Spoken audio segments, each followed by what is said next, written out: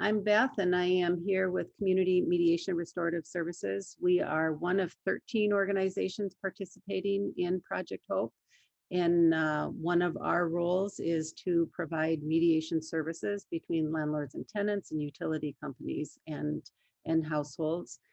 We've done that now over 15,000 times, and that collective experience of all of those conversations lets us know that it's absolutely important that landlords and tenants are working together to move through this next phase, and lots of win-win opportunities between landlords and tenants. And we also know communication can be difficult, and it's been strained. A lot of life has happened during this moratorium, and we're offering assistance if anybody needs help bridging conversation or getting agreements between landlords and tenants into writing. So we're happy to help with that.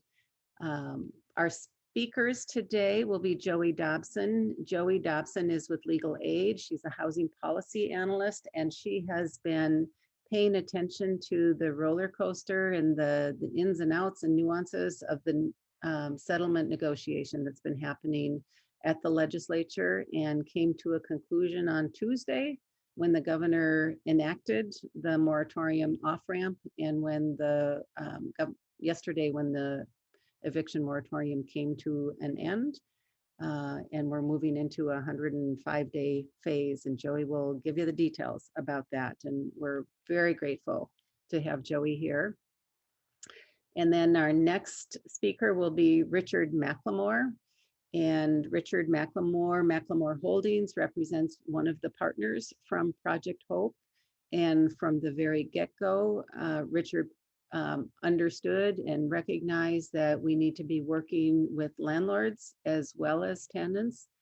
This is a very unique application, the Rent Help MN, unique in two ways. One, there's just a boatload of money there, federal dollars, that we want to make sure people have access to. And the second is there's a component to it that requires landlords to complete, and that's somewhat unique, and we want to make sure that landlords know how to do their portion and how to help their tenants be successful with this application. And then we'll have questions after Joey's presentation. We'll have questions after Richard's presentation. And we will be doing this every month through December, always on the first weekday of the month. In August, the first of the month falls on a Sunday, so it'll be Monday, August 2nd will be the next time that we are coming back together again.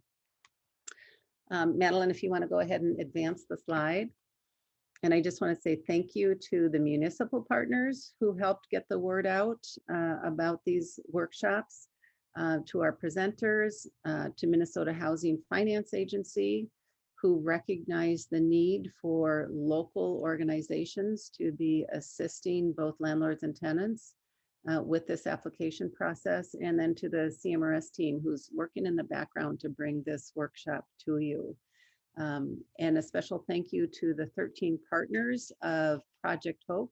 These 13 organizations are go-to trusted resources in their own community, and we know how important it is when navigating through this application to be working with someone who is a trusted resource and someone who can understand the language that you're speaking in and can help you navigate an online process. So I think our next slide has a listing of the 13 organizations that have come together to form this umbrella group that we call Project Hope. So a special thank you to all 13 of the organizations that are participating in this effort. And with that, I'm going to turn this over. Oh, that's an example there of the postcards that we have. And again, go ahead and reach out to CSI if you'd like some of those postcards sent to you. On the left side, you're seeing the front part of the postcard, and on the right side, you're seeing the back side of the postcard. And CSI's email address is there, or you could put information in the chat, and we'll get a package in the mail to you so that you can distribute these to your residents. So with that, I'd like to introduce to you Joey Dobson. As I mentioned a little bit earlier, Joey is a housing policy analyst with Legal Aid, and she has been following this very complicated negotiation between the House and the Senate at the legislature. And the governor had indicated that he's willing for the eviction moratorium to end, but he wanted the legislature to come up with a plan so that it would gradually end. And Joey's going to go into all of the details that you're going to need on this, and I'll just give this very high level overview. I think during these conversations at the legislature, the goal was to have two different pathways for landlords. And one is a pathway for all of those situations that involve non-payment of rent. And then the second bucket would be all of those situations that don't involve non-payment of rent. And you're going to see two different procedures and two different pathways for those two different buckets of cases. So with that, I'm going to say thank you to Joey Dobson. Very appreciative that you're joining us and sharing this breaking news and information with us. So with that, Joey, I'll turn it over to you. Thank you so much. Great, thanks Beth, and thanks everyone at CMRS and Project Hope for having me, and for all of you for being here. There's, as Beth said, there's a lot of new information coming at us all really quickly for the different ways that we plug into eviction work, housing, rental properties. And there's a lot that will be left to be interpreted by the courts and things that we're going to have to figure out as we go. But this is kind of our initial take on the off-ramp legislation that was passed.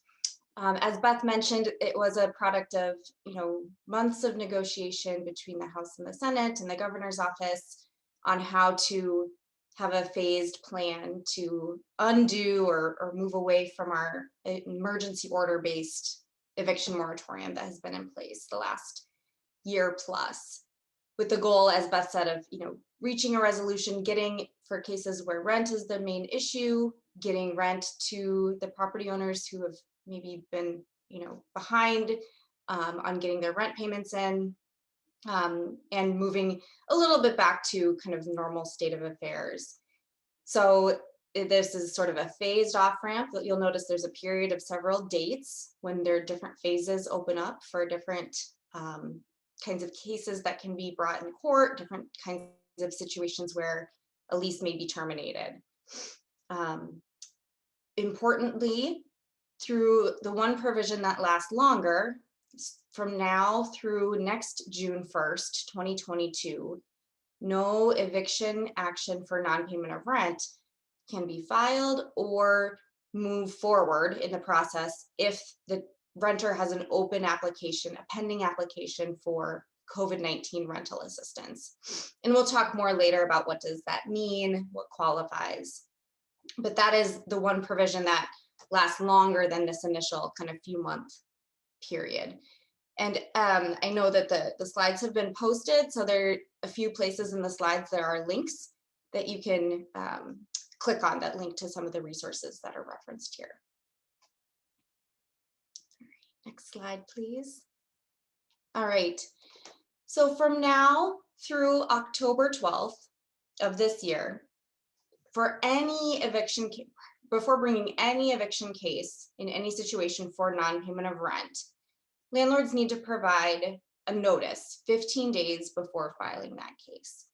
It needs to be a written notice, and it needs to include the following key pieces. This is by statute. It needs to say that the moratorium has ended and that the tenant might be facing an eviction. It needs to state the total amount of rent due at that time or overdue. And it needs to provide information for accessing rent help through 211 and Rent Help MN. So this is for any case before starting a court eviction case for rent. Property owner needs to give a 15-day written notice to the tenant with these pieces. The legislation says that the court may exercise its discretion if it starts reviewing a case and finds that notice has not been given. It can stay or continue or push pause on that eviction case. All right, next slide, please. So I just put this in here as just a reminder of a few other notice requirements that are also in play. In the course of the time when the moratorium was in effect, both Minneapolis and St. Louis Park also passed local ordinances requiring notice be given before starting a non-payment of rent eviction. So these are permanent city laws that have passed in recent months. So if you have renters that are in Minneapolis or St. Louis Park, it'll be important to make sure that any of these notice provisions is complied with as well. So Minneapolis, it requires a 14-day notice. St. Louis Park requires a 7-day notice.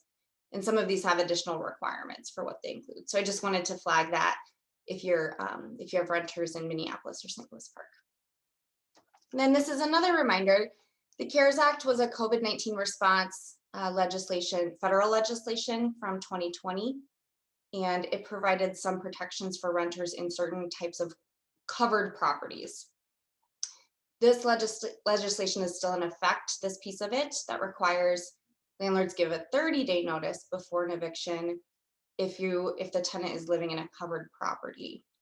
So these include generally federally subsidized properties or properties which have federally backed mortgages through Fannie Mae, Freddie Mac, or FHA backed mortgages. So these are some other notice requirements beyond what's in the off-ramp legislation that I just wanted to highlight. Right, next slide.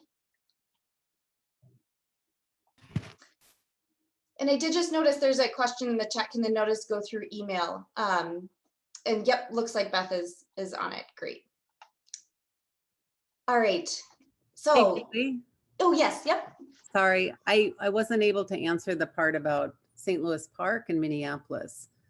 Do they have any different rules about the notice? I want to confirm this really quickly, but I think for Minneapolis it needs to be.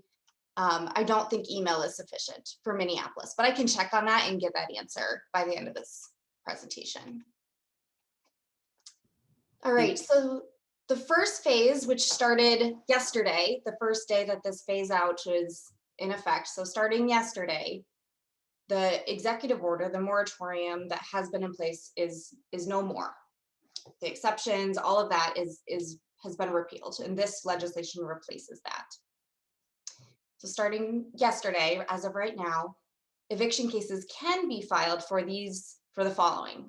If the allegation is that the tenant is seriously endangering the safety of others, if there is significant damage to property, if the allegation is that the tenant is violating the statute 504B.171, which is specific criminal activity related specifically to drug activity, firearm possession, and prostitution at the property. And then finally, an eviction can be initiated right now for non-payment of rent, but only in really specific circumstances where the tenant is eligible for the assistance based on their income, but is refusing to apply or refusing to comply with the requirements of one of these programs. And so this is going to be Rent Help MN, the Zero Balance program in the metro area, and the programs that are being run by the tribe. So it's not for county-based assistance, it's just for that COVID-19 related rental assistance. And then as of yesterday also, a lease termination may be issued for an allegation that the tenant is breaching the lease. So important to distinguish, a lease termination notice may be given, but that eviction case can't be filed quite yet. Next slide. So then starting July 14th, that's when an actual court eviction case could be started for breach of lease. And this is just a reminder of what a material violation of the lease would be. It's something substantial. The law says it's something that goes to an essential part of the lease. So something important. Non-payment of rent is a separate basis. Kind of Beth mentioned there's different tracks. Even though the lease talks about rent in most cases, non-payment of rent is a separate type of case. Not paying rent is not a breach of lease in this case. So for a breach of lease case, and can you actually go back just real quick? Thanks. For a breach of lease case, eviction case to go forward, there has to be a written lease that has the term in it. If it's an oral agreement, if I have an oral agreement with my landlord and my landlord brings a case saying, we orally agreed that there could be no dogs in the house, that can't be enforced through court if it's not written down. Then below are just a few examples of common breach of lease cases that get brought. If an unauthorized occupant is living there, if, maybe like the example I just gave, pets, when there's an explicit rule against pets, smoking, if there's a written rule about no smoking, something that's an important rule that's in the written lease. All right, next slide. All right, so then the next phase is starting mid-August, August 13th. Landlords can issue lease terminations or non-renewals, but only for tenants who are ineligible for rent assistance. What is eligible? Like I said, there are some terms in this legislation that we will need to figure out. We'll need to hear from the courts how they interpret some of these things. This is how Minnesota Housing, the state housing agency, interprets eligibility. Each program might be a little different, but this I think is the most standard way we should be thinking about eligibility. And this is it a renter household? And the primary one is income. If the tenant is at or below, if their income is at or below 80% of the area median income, which in the Minneapolis area for a family of 4 is right around $100,000, just for reference. And then just a reminder that even though the law says you can start issuing these notices in these cases, a property owner still needs to comply with whatever notice timeline is in the lease itself. So a lot of leases say that a landlord needs, that either party needs to give 30 days or 60 days notice before terminating, and those provisions still apply. All right, next slide. All right, the next phase is starting September 12th. Evictions can be filed for non-payment of rent for those folks who are ineligible for rent assistance. So this is people who are making more than 80% of AMI and have a non-payment and are behind on rent. And this is just kind of a technical note. September 12th does fall on a Sunday. So based on court rules, it's possible that date when you can start filing those cases is actually Monday, September 13th. And again, for this time period through mid-October, before filing any non-payment of rent case, property owner needs to give that 15-day written notice that this is how much is due, an eviction might be filed, and here's where to get help. Because the goal is, I think Beth alluded to, and this is something that came up in the negotiations and the kind of press materials that have come out since the bill was passed. Minnesota, there is this money. There's, 500 some, 600 some million dollars that the state of Minnesota has right now for the sheer purpose of getting that rent money to property owners. And that rent money goes directly to property owners. So the idea is if there's a rent problem, we've got the dollars to fix it. If there's another problem, that might be a different story. But if it's about money, it's in everybody's best interest to try to get that money where it needs to go so that everybody is stable. Okay, next slide. So then October 12th is when sort of the main period of this off-ramp ends. The pre-filing notice requirement ends, and in general, we're back to normal, kind of pre-COVID court eviction rules. With one exception that I mentioned before, through June 1st of next year, if no case that's about non-payment of rent can move forward, if there's a pending application for that unit, whether that's a landlord initiated application through the zero balance program or something else, or a tenant initiated, if there's a pending application. And then if there is that pending application and the case is slowed down, the court might ask for proof of that pending application and the reason why it might be delayed. All right, next slide. What does pending mean? What's a pending application? Again, it might be different based on the program, but for Rent Help Minnesota, the agency is it's their interpretation that a pending case or pending application means the application has been submitted and has not been denied, withdrawn, or paid out, paid on that application. So the applicant needs to have kind of clicked that submit button. And I know another presenter is going to go over rent help in more detail later. It's possible there still might be some documentation needed, and they're still working out some of the details, but it needs to at least have been, that initial application needs to have been submitted for it to be considered pending. All right, and one question that remains to be seen is what if we're starting to see some applicants getting denied that are appealing that denial. We're not sure what that's going to mean. If a person is in the process of an appeal, is that considered a pending application? That's an unanswered question right now. All right, so these are just a few best practice reminders from the perspective of, I think, a number of advocates. As I mentioned before, it's in everyone's best interest to apply for rent assistance, getting this word out as, CMRS's materials are helping with, get that word out that the rent help is out there, and for both parties to comply, both the property owner and the renter, to comply with requests for documentation. That's going to help the process move smoother and quicker and get those bills paid for everybody. Always just a good reminder that lockout, illegal, the only way in Minnesota, I should say, to legally remove somebody from a rental property is through the court eviction process. Changing the locks, locking someone out, those are all illegal and come with some pretty steep penalties.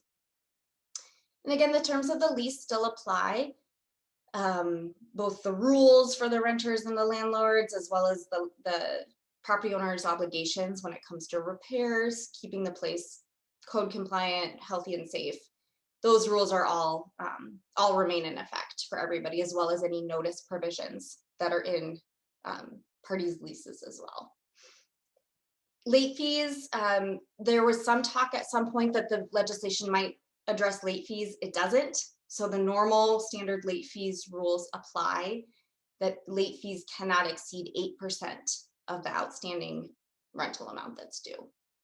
And for all of this, as I said, each situation is going to be different. The facts are going to be different. The lease is going to be different. So I just really encourage anybody to talk with a lawyer if you have a specific situation. All right, next slide. Then here are just a few pieces, some resources. Law Help MN is the statewide legal information website that Legal Services puts together. That's a resource both for renters and landlords to see what's going on. And then Minnesota Housing, the Minnesota Housing Agency also has their own kind of FAQs and stuff about the off-ramp, as well as Rent Help MN. And then I put the phone numbers for Legal Aid, who represents renters. That's information that you can pass along. And then Volunteer Lawyers Network is a good resource for connecting folks to an attorney. And in some cases, they will represent landlords in evictions if the landlord lives on the property and meets their income guidelines. So I think that is the end of my presentation, and happy to take questions. I think there might be some floating out there. I don't know, Beth, if you want to moderate or. Yeah, Joey. So first we have, so people who have joined us by phone aren't able to put questions into the chat. Sure. So we have somebody who's got a hand raised, and we only know you by the name iPhone. So if the person who is joining us by phone and has a question, do you want to go ahead and unmute yourself and ask Joey the question? Hi, my name is Carol, and I'm not sure if this is the point where I'm supposed to be asking this. I manage a 9-unit apartment in Greenbush, Minnesota. One of my tenants has applied for Rent Help Minnesota, and somehow she used my email address when she made her application. I cannot get in to do my part as the landlord because my email is already registered, but I have no username or no password. Well, that's going to make it harder for you. I don't have a great solution to that. I'm not somebody that works really directly with the program. perhaps the other speaker might have an idea on that. Otherwise, contacting Joey. 211. Yeah, go ahead, please. Hey, how you doing? It's Richard from Project Hope here. Hello. Hi. Thank you for joining us today. There's never a wrong time to ask a good question, right? So, I hope. yeah, so what's your question? What we're seeing is if tenants start using the landlord's email address as a contact info as their landlord, it does absorb that email address, and you can only use your email address in the system one time in any fashion. So most likely your email address was used by a resident as a reference, put into the system, and now, yes, it's being used. So what we would have to do is we'd have to let Rent Help know that that's happening so they can open that back up and we can get some options because you definitely need access to your account. Did we speak earlier, ma'am? Are you the one Yes, that we I did. spoke to about a couple hours ago? Okay, I just Yeah. wanted to make sure. Okay, very good. So what we'll do is, and I'll probably do it right now and a couple other times, we'll put our assistant's email, and I think Beth put our contact number on the slides, but we'll continue to put it in the chat so folks have it. And go ahead and contact us directly. As it's a case-specific issue, I want to make sure we handle this, as you see fit, okay? Okay. All right, so let me put that in the chat. We'll keep it moving, but we would definitely circle back to this directly, okay? Or offline. Okay, thank you. You're Okay. welcome. Yeah, and this is really great having both Richard and Joey here, because what you're going to see is that Rent Help MN is just a major component of this off-ramp process with the goal of making landlords whole and tenants housed. And that's part of the reason it's not just a flip of the switch for everybody, that non-payment of rent issues are often best addressed with a financial resource and maybe some assistance with communication and assistance with that application. So these two are going to be working together, the off-ramp and the Rent Help MN, quite a bit. I see we have another question from Kitty. And Kitty, I'm going to read your question, but I'm going to ask you to go ahead and unmute yourself in case you want to ask a little bit more to Joey of this. But Kitty's question is, what if a landlord has a month-to-month agreement and wishes to sell, but the tenant doesn't want to move? Right, great question. So the off-ramp, generally speaking, in this off-ramp period, only the eviction cases that they spell out for that period are allowed. So I don't have a copy of the lease, but assuming there's maybe a 1 month notice provision, that notice can be given, and it also depends on if the person is behind on rent and if they're eligible. But if there's no rent issue, then that notice to terminate the lease can be given once the off ramp is over. So October 12th, 13th, mid-October. If there's no other issue with rent, that kind of thing, a notice that's just a notice to end the lease for no, not for a reason that something the tenant did, just you're ready to end the lease, that can be given on mid-October. And then the property owner would just need to comply with whatever the time period is, whether that's in the lease, or if there's no time period, then the court typically interprets that you need to give a calendar month notice. So maybe giving notice by the end of October that the person needs to be out by the end of November. And then if they don't move out by the end of that date and time, there could be an eviction filed then for holding over or staying past the notice. Did that answer your question? Yeah, this is actually Mike. I'm Kitty's husband. I'm using her computer. Sure. But it does. It seemed, because they were actually supposed to move out at the beginning of the pandemic. So this has been a very long process. Sure. And we've already gone through one series of financial help for them. We've got another application in process, but it's really become a chore. Sure. And I would just flag that if rent remains an issue, if the application is denied, or then those other rules that are in the off ramp would then kick in and apply. Okay. Thanks.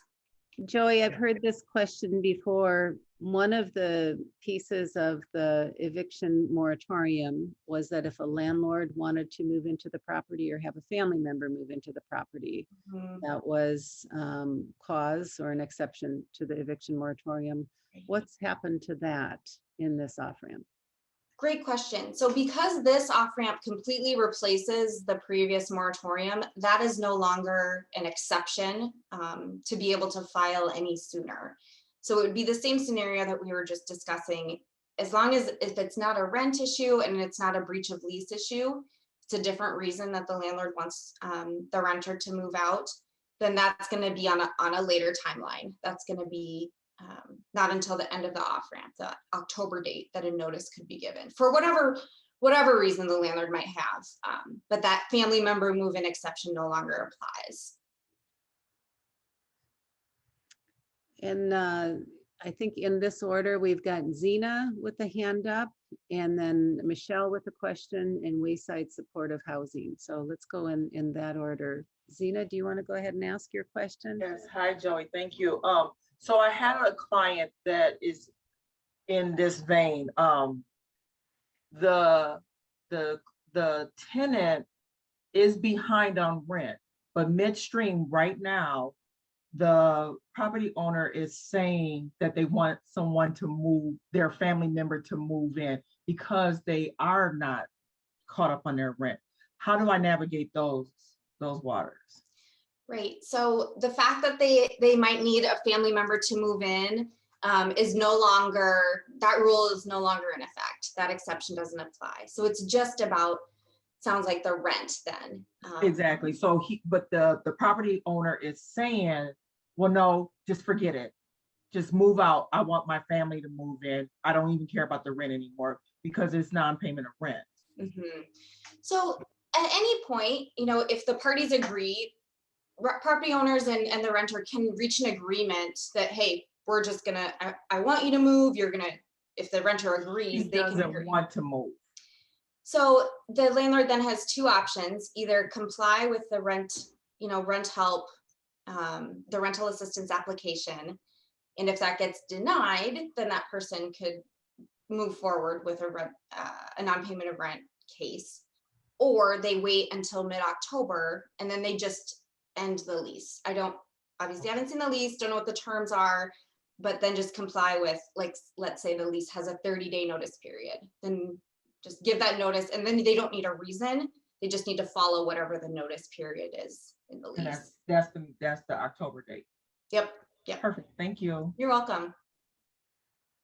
Michelle has a question. What about a tenant who refuses to apply but owes quite a bit of back rent? Can the property manager apply on behalf of the tenant? I'll jump in, Joey. Yep. Go ahead. Yeah, let me jump in. Sorry. I don't mean to cut you off there, Joey. Nope. Unfortunately, the Rent Help MN portal or website is a tenant-based portal, meaning that the resident has to be on board. I did just I was actually responding as we spoke, and I'll still put it in the chat. And Beth, if you can jump in with the phone number, I was telling Michelle that maybe we can offer some mediation services that can broker some type of understanding between her and the tenant, where the tenant then is a little more motivated to apply to preserve their housing. I know there was a contact number, Beth. Did you want to put that in the chat for folks that may be interested in mediation services? Yeah, I'm happy to do that. Thank you, Richard. Okay, so like I said, I'm still going to put it in the chat for you, Michelle. But yes, the Rent Help Minnesota is a tenant-based portal, meaning it has to be a tenant who applies, navigates the process, and is on board because they have to consent to be involved in the program. And of course, there's data privacy issues, so they have to sign off on their tenancy warning and things of that nature. So because of that, the resident or the tenant has to be on board in order for these funds to be utilized. There is another program out there called Zero Balance, and it's closed right now. But in that program, the tenants are the landlords are the one that could be the applicant for that. But again, that one is closed currently for new applications. And then Wayside Supportive Housing, I'll read the question, but invite you to unmute. We have a tenant who put in their intent to vacate and has been holding over since March 31st. As landlords, what are our options? Not a rent issue. We have secured another tenant for that unit for whom this is causing great hardship. Got it. And this is somewhat similar to a previous question. So again, if the parties reach an agreement, they certainly can do that. But in order to enforce an agreement through the courts, for a situation like this where it's not about rent and it's not about breach of lease, those cases are going to be that notice. To terminate the lease, the landlord would likely have to give a new notice starting mid-October is when those notices can be given, and would have to be for whatever time period the lease requires. Often it's 30 days or 60 days. And then it's after this off-ramp period, this kind of 3-month off-ramp period, that a case for holding over, an eviction case for holding over, could be filed. Okay. Does that answer your question? Yeah. Yeah. Thanks. You're welcome. Or not. So I think we have one outstanding question, and Joey, you said that you were going to try and get the answer to this. And I believe in your slides that Madeline is sharing in the chat with the link. In your slides, you have hyperlinks to the Minneapolis and St. Paul ordinance if people want to look up the details themselves. That's right. But I think we're going to move on to Richard's part of the workshop. But if you would be willing to see if you can still answer that question about whether or not email was a sufficient way of giving notice. Absolutely. I'll take a quick peek. I just don't want to give the wrong answer and mislead folks. Yes, I'll put that in the chat, and feel free to contact me. I'll stick around and be here in the chat, but then also feel free to contact me directly if folks have other questions. So thanks again, everyone. Thank you so much for walking us all through that. Really appreciate it. And Joey's contact information is in the slide that is being shared, and I see it in the chat right now that Madeline just shared that. There it is right there. So our next speaker today is Richard McLemore, and Richard represents McLemore Holdings, which is one of the partners to Project Hope, one of the 13 organizations working together under the umbrella Project Hope. And Richard has been a landlord himself and has this vision of helping landlords and tenants work together to be able to be made whole through this rent help MN financial assistance process, and recognizes that both landlords and tenants are going to need assistance at times in order to be successful with this application. We recognize it's been stressful for everybody out there, and there's been anxiety on both sides of the table. And Rent Help MN hopefully will be a resource. Again, if you picture a train that's filled with gold, that's kind of what Rent Help MN feels like. It's an awful lot of money. It's a very generous resource. 80% AMI is the highest eligibility that we have seen on rental applications, and up to 15 months of rent can be covered under that rental assistance, including 3 months of future rent. So it's a very unique kind of rental assistance that's going big to go home. So with that, I'd like to introduce you to Richard McLemore, who has developed this expertise in helping landlords navigate the Rent Help MN application. And Richard will be featured every month at these monthly workshops that Project Hope is doing. And Richard, with that, I'll turn it over to you. Thank you, Beth. Thank you, Joey. Joey did put and I see there's some other questions in the chat, which I'm sure we'll monitor, but Joey did put a response to the 14-day notice in the chat if folks want to check that out. So once again, Richard here from McLemore Holdings, partnership with Project Hope. As Beth said, yes, landlord, so when I looked into this process, I found out that, landlords are forgotten in this process, and that happens quite frequently, right? Sometimes folks forget that we are service providers, that we get into this business to house and help people, right? So in having this partnership, it was very important to me that we have a resource for landlords, because we have to have landlords involved. We have to have you on board, and we have to have you positively involved, because without your help, this will not get done. And we're also finding out without the tenants' help, this will not get done either, right? So like Beth had said before, as well as others, this is a true partnership to make this assistance program work. With that, we have a video that we're going to go into, but before we go into a video, I just want to preface it with some resource information that's a great place for landlords. And I'm wondering, can I share my screen?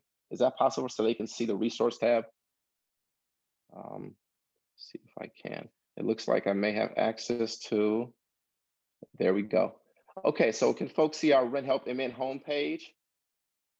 I don't have anyone on, so I'm going to take that as a yes, because no one's saying no. Okay, so Yeah. We're looking at the Rent Help. Perfect. Thank you so much. All right, so we're looking at the Rent Help MN homepage here, right? This is where folks, as well as yourself, tenants as well as landlords, would go to register their properties in our place, and where tenants would go to apply for their rental assistance. And we'll get into that in a little bit in our pre-recorded video. However, I did want to point out this tab, or this button right here at the very top when you log into it. It is a resource tab. I know it's self-explanatory, but I like to point this out because the resources in here are invaluable. Let me move this out the way, I'm sorry. Multiple languages of the application form for our folks that English is not their first language. That can be printed off or put in a PDF form so we can have those for our tenants, right? We have the checklist, which is it's outlined on what landlords need. Like, we need a W-9 form. We're going to need a voided check. We're going to need a correct address. And that's a very important point, that we have a correct address, not only on our registration, but the address that we're giving to our tenants when they're applying, right? So looking through here, I want to just scroll down to one other one. So we get to the landlord resources specifically, right? We have templates for a W-9 if you don't have one. We have templates for, or an organizer tool, a template for an organizer tool. And what this does for our landlords with multiple properties, it's a template that you can use, and it outlines all of the information you're going to need to apply for this program, or to register your properties, as they call it. Now, unfortunately, you cannot upload the Excel document. It's not portable like that. You will have to put the information in your template and then turn around and type it, or manually put it back into the system, depending on how many properties you do have. And last but not least, there are some templates for tenants, and these come in handy if, let's say, we need a statement ledger for the tenant. There's a ledger right here as a template. There's a tenant agreement if we need that template, a self-certification for rent agreement, and there's a household income form on here as well. And they call it a change of household income. So if there's a fluctuation. So all of the forms and all of the documentation for not only the landlords, but the tenants is right here in one place. So if you're working with your tenants, your residents, and they're not sure where to get this information, they're not sure how to get this information, now you know there's one place they can go. You can either help them download it, print it off for them, and now they have access to it. They can fill out these forms, and they will be accepted by Rent Help MN. It's documentation for whatever you're missing, okay?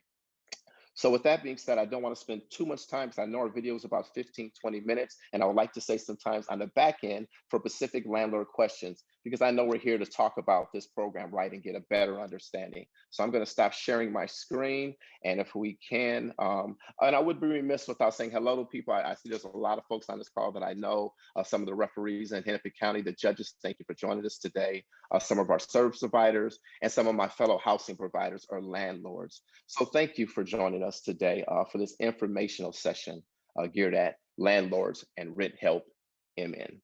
And I think we're ready to go. Thank you.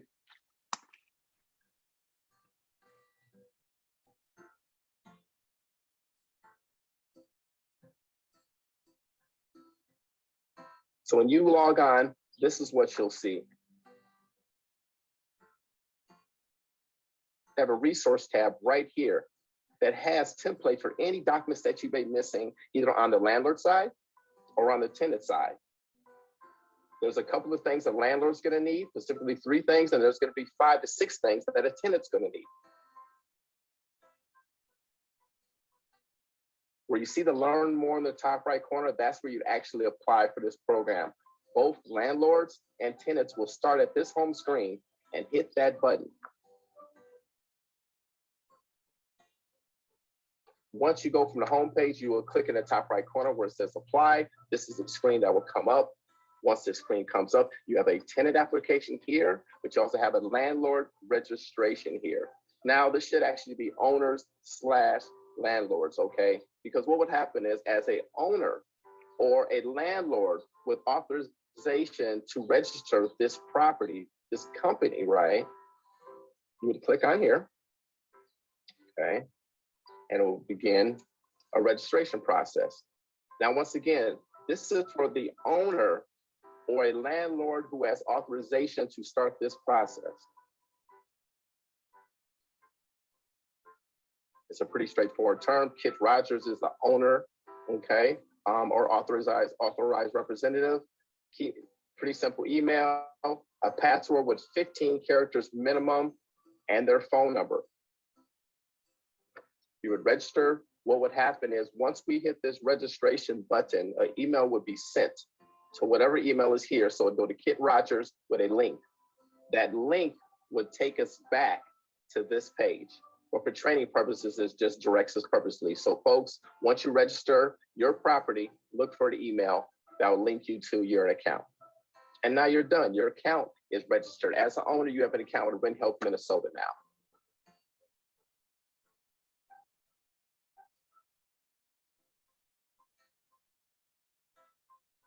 But the first step, once you have an account, is to add your property or your properties if you have several. Today, we're just going to add one for simplicity's sake, right? But if you have several, you could either start here in the right top-hand corner, and it turns green as you go over it, or right here in the middle. Either button works, and they both do the same thing. And it's just kind of a four-step process, as you see, where you'll talk about your properties and your related companies. So it's going to talk about property and company information. We're going to talk about payment information, or how your payments are made. It's going to talk about inviting users.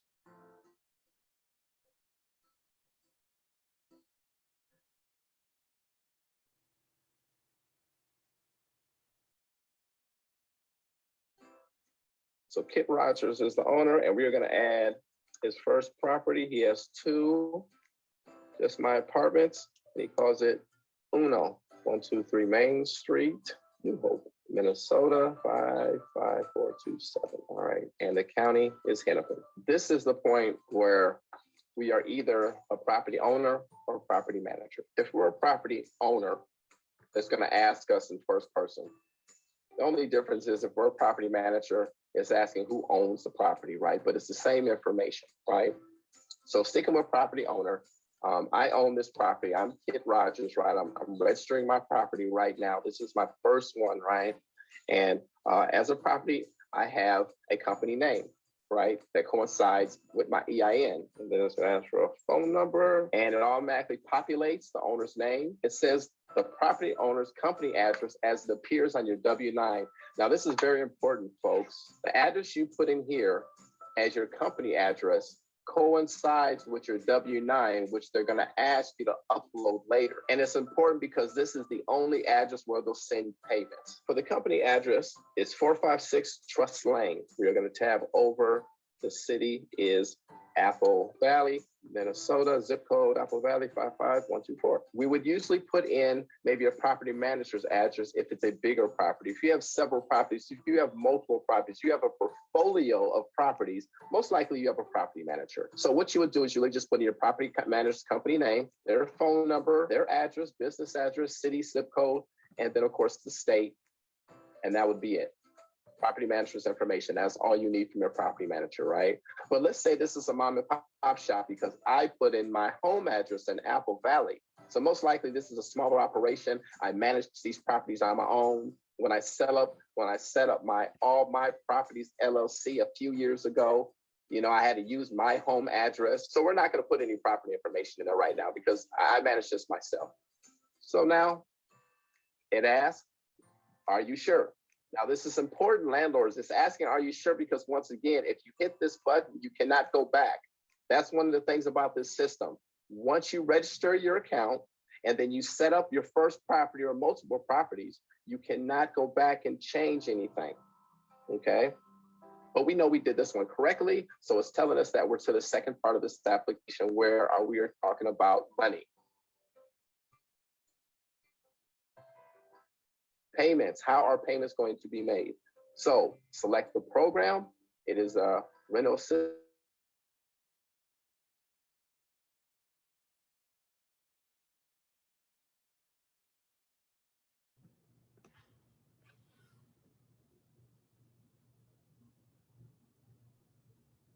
I think we're working on the volume.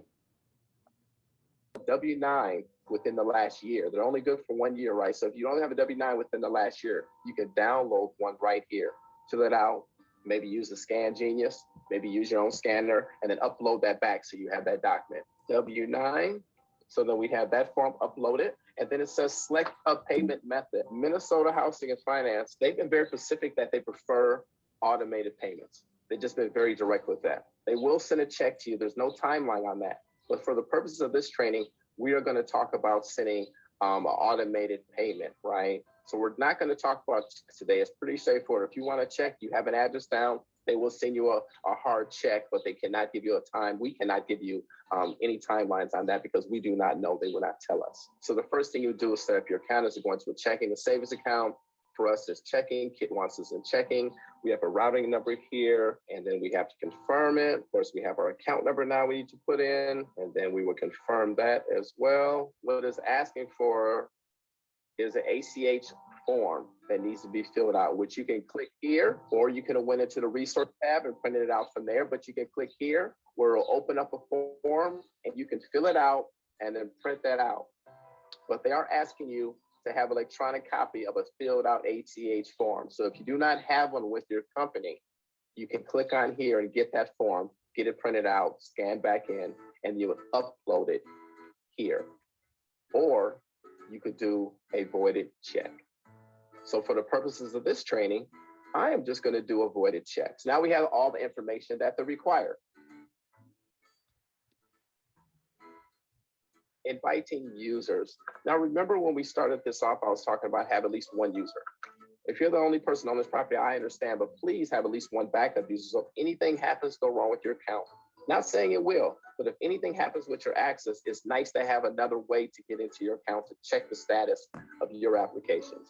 So you would go here and you would check a user. Pretty straightforward. The user needs an email because they're going to be invited. Once I hit send, it's going to send that email to the individual with a link that will now give them access to this account. When they click on that link, they will be to set up an account and they will have access, right? They will literally be to go in and see everything you see. All right, so with that being said, we are going to say the user's name, using my own so we can get through this. And then it puts the email in there for me already. And it asks me, is this individual a property owner, maybe a co-owner, a partner, or the property manager? It's Maria, or property manager. For this role, Richard is a property, well, I'm sorry.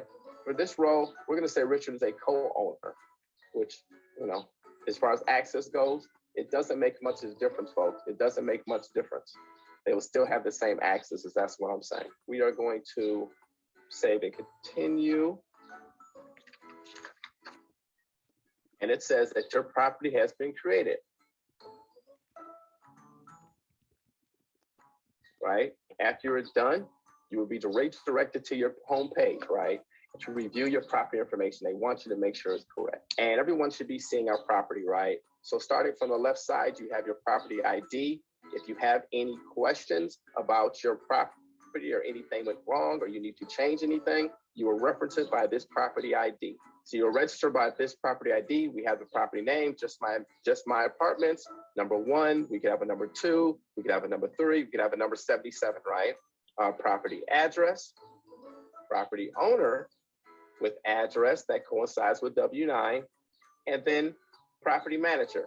If there was a property manager, this would be a different address, meaning tenants that applied for this program, we would be to see that status here, along with an update. Now, to see the update, we would go to this tab right here, meaning where are they at along this process of being approved for rental assistance. We are going to start a tenant application. This is the part where we want to get consent though, folks. You want to let your tenant know that you're doing it on their behalf, because the only way to send a message to the tenant, letting them know that this process is started, is by email. So if we don't let them know the email is coming, we shouldn't assume that they're going to check their email to know that an application has been started on their behalf. So the first part of it would be selecting the property. Select the program, which is COVID-19 Emergency Rental Assistance. There's County Pacific here, but for this training, we're just going to do this top one. And then then a list comes up where we just have to fill in the information. Just getting by.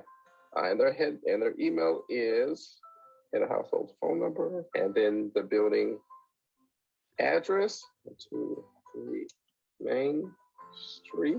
And as you see, once again, addresses start popping up.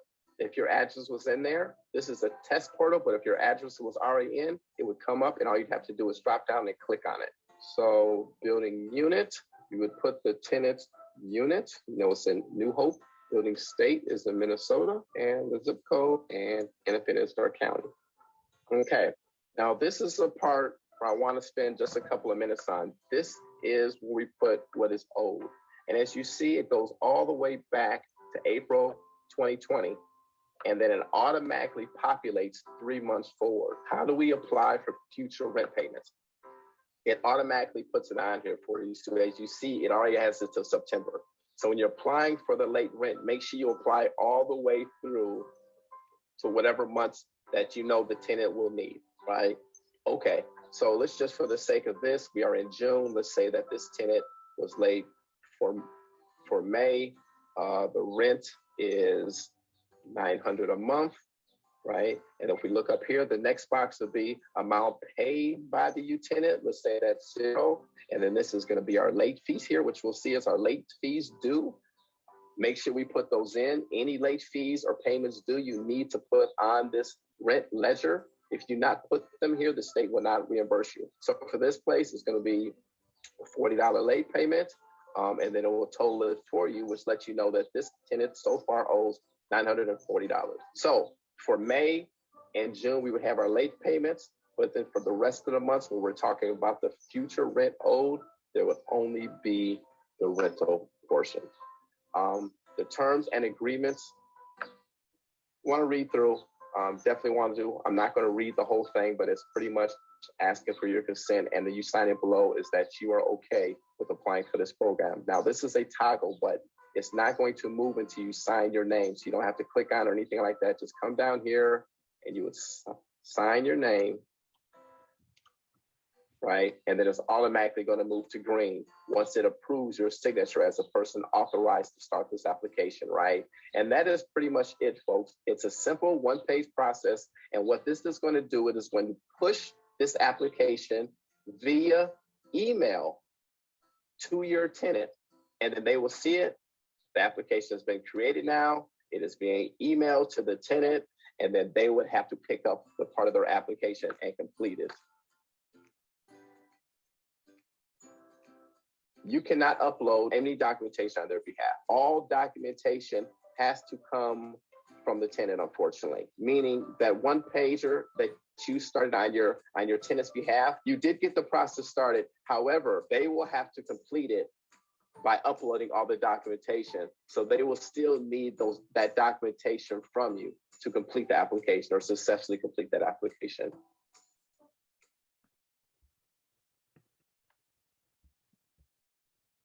Beautiful, thank you. Thank you so much. Okay, so I know there were some questions in the chat, which I definitely would like to get into with our last about 25 minutes. Just one clarifying point, and there's some other things I saw in the video that we can discuss as well. But one stickler I have to be about the application. Recently, they moved how you can apply for rental assistance. I'm sorry, where you can apply. There was let me see if I still have it up. Share my screen again real quick. Now back here on the home page, originally we showed you right here where to apply. They've moved that to a learn more button just because they wanted landlords as well as tenants to navigate this website a little more. So they moved the apply buttons down, down, down here. So just one point, okay? It's no longer up here in the top right-hand corner. You just have to navigate down and look through the site. They just want you to see what's on here so you're ready for the application before you actually apply or before you register. So you just come on down here on the left side for tenants or residents and on the right side for landlords, okay? So I do apologize for that, but we wanted to make sure we give you the right information. Okay, so can we jump right into questions? Is that okay? Questions, comments? What do you think, Beth? Richard, I've got a few questions for you, and we're going to start with Judy Moe. Judy's question is, does a landlord have to have an account with their properties listed in order for a tenant to get their application approved? Thank you. You said Judy. Thank you, Judy, for your question. And unfortunately, yes, you do have to have an account. It's verifiable income. That's why they need your W-9 as well as the voided check with that address and of course your account information on it. So they are looking at this for not only income purposes, but there's some tax implications. So that's why you have to be registered through the account for their own record keeping. Judy, did that do it for you? Okay, I'm gonna. Please unmute Judy. There you go. Thank you. Okay, I just put it in the chat too. Is there a way for a landlord to do it over the phone, or is there paper applications they can send in? And I'm talking about the people who do not have, you know, internet and email and that sort of thing, but they own a, you know, like a small property or one house. How would they go about doing that? Or would they have to contact somebody and they would have to help them do it online? I mean, I think this is this seems a kind of a case-by-case type thing, right? So if you folks need some help getting registered, why don't you give us a call and see if we can help you navigate that process. I understand what you're saying about not having that the internet access or the you know, it's a lot. Let's just say it's a lot, okay? It's a lot doing this. So yes, if you need some help with that, give us a call. We have a number in the chat as well as our email, and let's talk. Let's see if we can figure out a way to, maybe we can navigate that process for you over the phone. Okay. So, All right, but what you're saying is there isn't currently something set up within the program they set up for people to be able to do that. That's correct. There is not a paper application for landlords to register. The only way a landlord can register, add properties, and then add users is through the RentMN online portal. Okay. Yes, ma'am. Okay. Okay, I'm sorry. Yes, ma'am. Okay. All right. Richard, another follow-up. Joey put something in the chat and wanted for you to have a chance to comment on this, that this is a federal program, federal initiative that's designed as a housing stability program. So the only opportunity that landlords have to recover back rent through Rent Help MN is if the tenant is a current tenant. And it's my understanding if somebody provides a 15-day notice and that prompts the tenant to leave, or an eviction process that prompts the tenant to leave, does that mean that the landlord is locked out of the Rent Help MN funds? The short answer is unfortunately yes. A tenant, a resident cannot be a former resident to receive this funding. They must be a current resident in order for our landlords, for us to receive this funding. That is one of the situations, as this is a housing stabilization program. You know, the emphasis on this is keeping people in their homes, right? So if we're giving people a notice, if they're panicking and after they're moving out in the middle of the night, or they're taking that notice and at the 14th or 15th day, they're moving on voluntarily, we are forfeiting our opportunity to take advantage of this program. So I appreciate that question. And my advice would be is to don't do it, right? if you're invested in this, I understand if this is your residual income or if maybe this is your retirement income. I know there's a lot of stress, but my advice to you as a landlord would be to don't do it. Work with your tenants, maintain that relationship. As Joey said, there's hundreds of millions of dollars in this account, and we have never had an 80% AMI in an assistance program. I mean, you can make 80%. Now, I live in Apple Valley, Minnesota. The AMI out here is about $65,000 as an individual. Just let that sink in. There has never been a program that's been this all encompassing, this all including, right? So I know you hear it, just be patient because the money's there and it's accessible by so many. So please don't put people out, because if you do, you would not get your back rent. You would not get your arrears. Richard, what are some things that landlords can do to help their tenants be successful with their part of the application?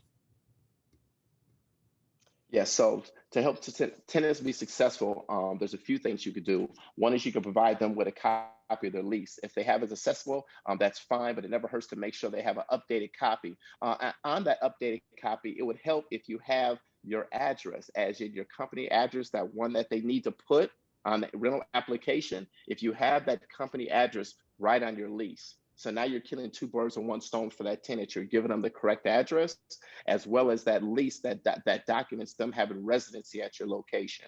Another thing you could do is provide them a rent ledger or a notice of all rent owed. And please include any late fees, obviously up to 8% by state law, but include any late fees, because this is your opportunity to get your rent back, including all of those fees. So if you don't include them, we're not going to make the assumption.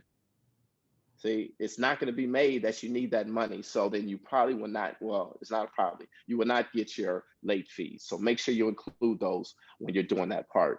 So rent ledger, along with the lease, along with the correct address. I feel like there's something else landlords can do, but let's just keep going. It'll probably come to me, because I was talking to someone about this earlier. I think me and Judy were talking, or not Judy, me and the other participant were talking. I'm sorry, let's keep going, Beth. Rich, I've heard a couple other things that you've mentioned in the past about things that landlords can do. We've heard of some landlords that have provided scanners in their offices if tenants need to convert documents to an electronic format. Oh, that's great. Yes, that's great. And then you walked us through where it's month by month rent. So we understand that it's not just the full amount of rent that's due, but broken down by month to month. And I think you mentioned that. Broken out, yes. And then another And thank you for clarifying that, because, go ahead, Beth. I'm sorry, I cut you off. In that same section where you're entering rent month by month, you're not automatically awarded that 3 months of future rent. It has to be asked for. It has to be requested, and tenants are not accustomed to asking for future rent, because most rental assistance programs are for past due.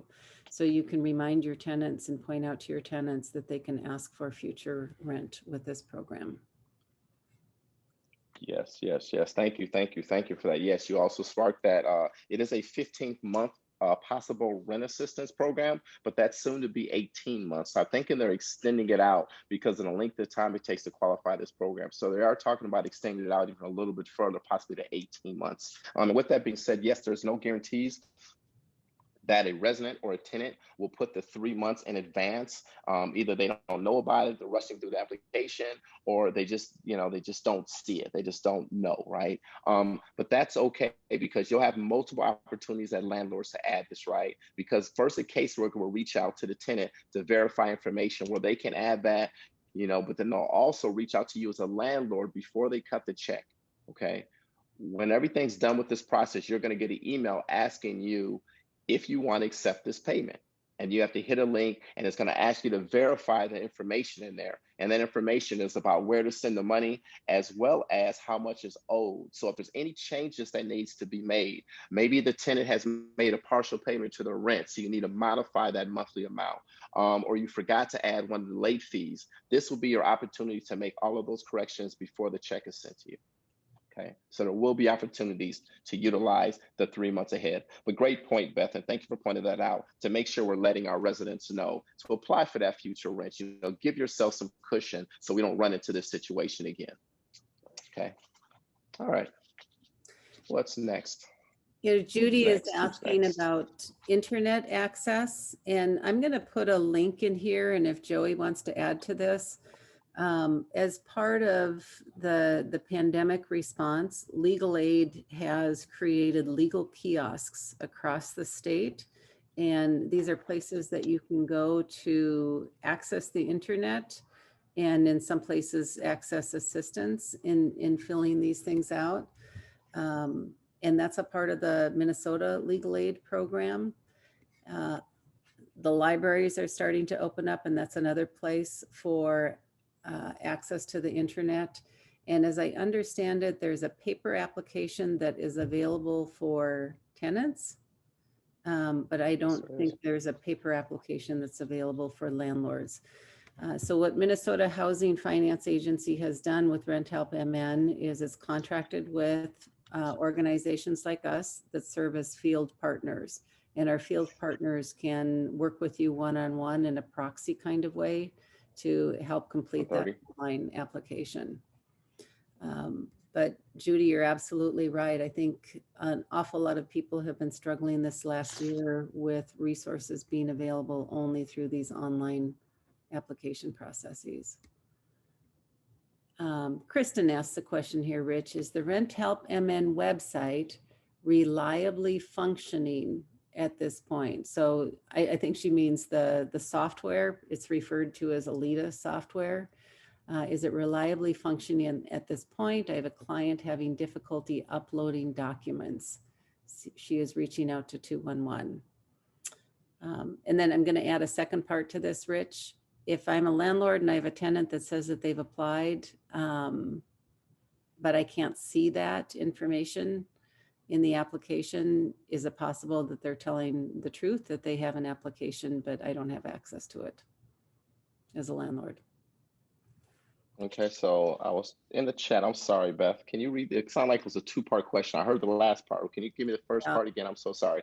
Let me start with Kristen's part. And Kristen, if you want to unmute and add, you're welcome to. But she's asking, is the Rent Help MN website or the software program reliably functioning at this point? I have a client having difficulty uploading documents. She is reaching out to 211. Yeah, so the last time we checked, the website is functioning. However, we actually had some problems going into the test site. That's where we play around and you know, we train staff and things like that, where it doesn't affect the live site. So we're not uploading documents and populating records that are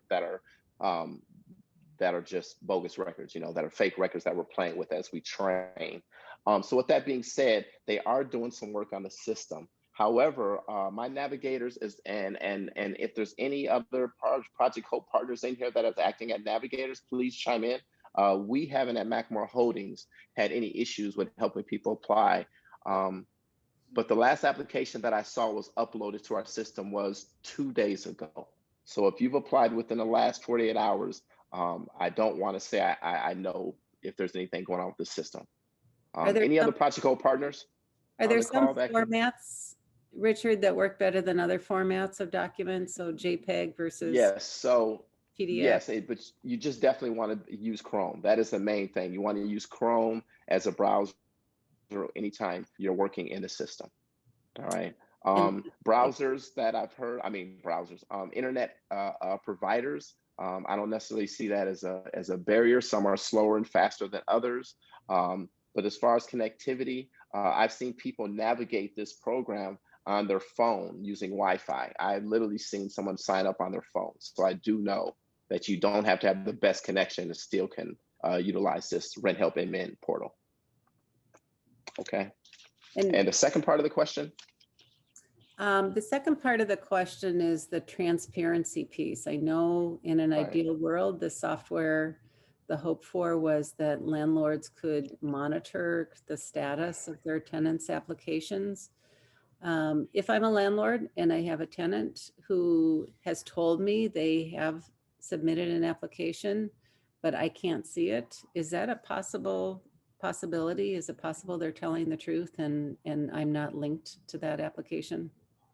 Yes. So for data privacy reasons, as landlords, we cannot okay, so let me back up a little bit. I'm sorry, everybody. I want to make sure this makes sense.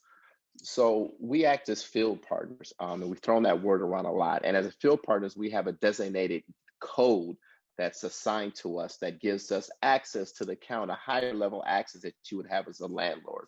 So when we're talking about navigating the system and tracking client status, as navigators, as field partners, we're able to do that. We're able to have one step higher and go in and kind of see what's going on, see if there's any documentation missing.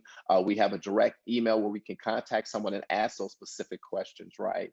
But for landlords, just because of privacy reasons, you cannot necessarily track the status as you would, or as we can. But that's where we come in, come in handy. That's why we're doing this today, to build these relationships, because we can do that with you.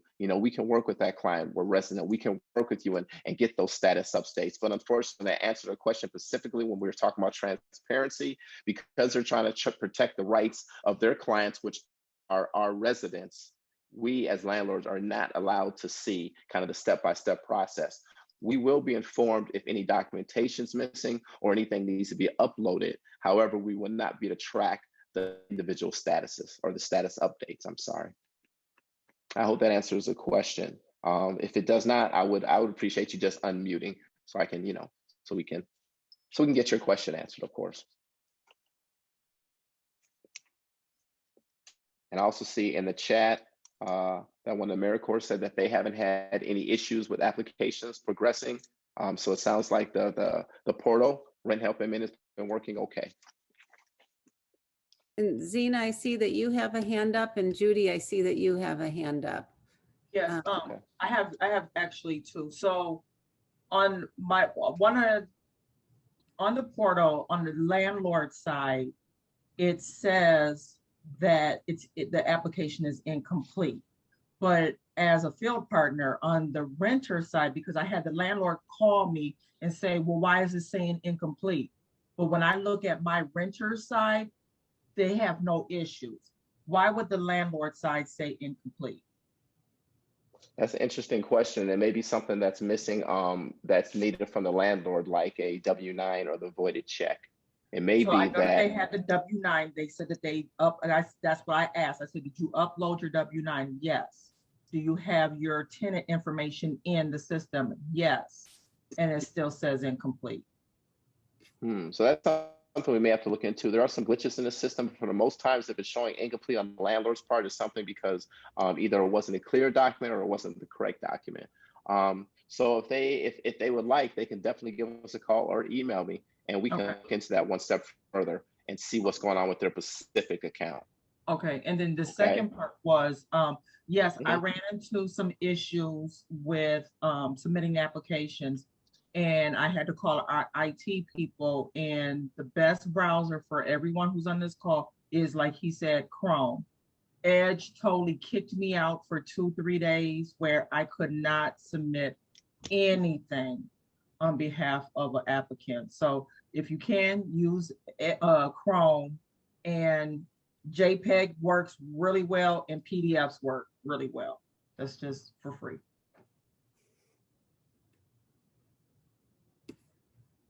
Excellent. And Judy, I see a hand up. Did you have a question? Yes, I just wanted to give kind of a tip here. Originally, what I did for a client is print out the application to give it to them in paper, and it has the address on it for you to send it to. But the problem is what you're sending is so much paperwork that not only would you have to get your own huge envelope, but you would have to go to the post office and you'd have to have the money to pay to send that. However, if you call 211 and ask them to mail you an application, that comes with a prepaid envelope.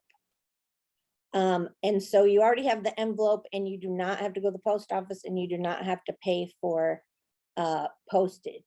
And so instead of printing it out on my computer and just being able to hand it to them, thinking that's the easiest way. It's actually better to call 211 and have it mailed to their home, so that they have that prepaid envelope.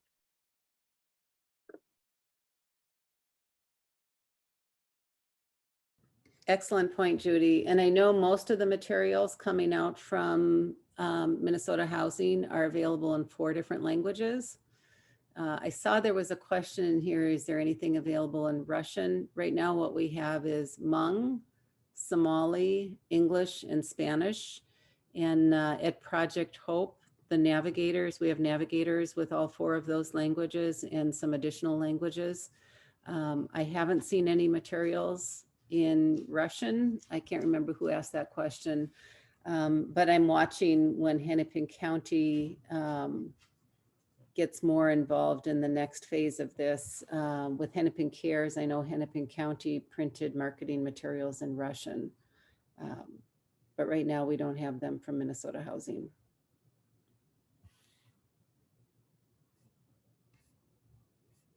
It would be a 2-in-1 question. You could ask if any of the field partners have created Russian language materials, but right now it's not coming. Joey, is there any final thoughts that you want to share? No, I mean, I think I would just reiterate what's been shared already.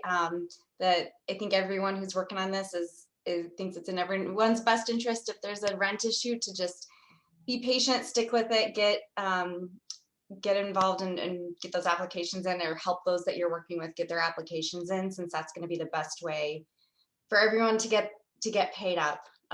But again, happy to consult, and if people want to reach out, feel free. So thanks. Thanks so much, Joey. And I see in the chat in the question, will these workshops be available? We're going to do these workshops monthly, as long as the Rent Help MN program is going. And for landlords and property owners, we're sticking with the first weekday of the month at 1 o'clock. We're hoping in August to have some court personnel join us to see how some of these definitions are being interpreted by the court and how the protocol is put into place. And we will always have information about the application as part of these monthly workshops. We also have materials and resources and videos in different language that we're pulling together for tenants. And those will be on a website. It's not ready yet, but we know it'll be on www.cmrsmn.org. We mostly just wanted to say thank you, Richard, for investing all of the time and energy in developing some expertise in this area, and for providing the leadership in making sure that landlords and owners had an opportunity to have questions to be able to navigate this time. Beautiful. Well, of course, and it's an honor to be here. And as a Project Hope representative and partner, we want to keep helping our landlords, because we understand without this partnership, it's just not going to work, right? And we do want our landlords whole. And that's important, I feel like, for me as well as Project Hope, that we make sure that our landlords who are providing a vital service in housing in Minnesota, that you're taking care of, right? I mean, you are doing God's work here and making sure that families have a place to live, right? So we want to make sure that that's honored and respected. So we will do everything we can to make sure that your arrears are taken care of. So thank you for joining us today. Thank you, everybody.